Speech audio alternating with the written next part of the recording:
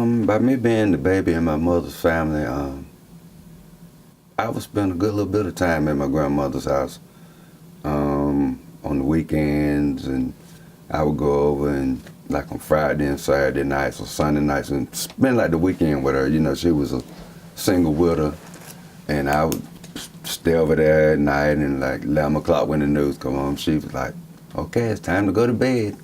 And even though she would still be up sewing and stuff, I would go on upstairs and go to bed. And when she would crawl those 2 flights of steps and come on up and, okay, good night. And next morning, come up, she'll have breakfast ready, and that would be, you know, she would always have something a little special for you, you know, soup for or whatever your favorite was. And always, like if you went and did like little yard chores, like rake leaves on a Saturday or a weekday at lunchtime, you would always get chicken salad sandwiches and a cup of soup. That was you looked to have that when you finished raking leaves.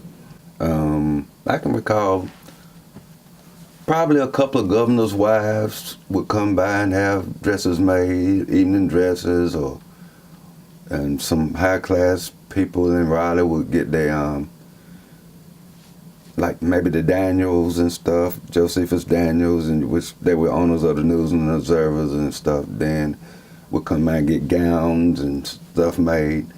And a lot of folks I didn't know, but I knew when I saw that limousine from the governor's mansion come that had the stick seal on it, I knew that was the governor's wife to come. She would never let another client see what she was making for another client. She would either put it in a cedar closet, which she had built in the house, or she would take it and put it in another room and have it covered up. Another client would never see another client's dress. They might say, well, can I go to the restroom? Sure. But she'll have a dress maybe laying in the living room on the sofa, but it will be covered up with like 2 or 3 sheets. We had a thing called a Christmas tree every year.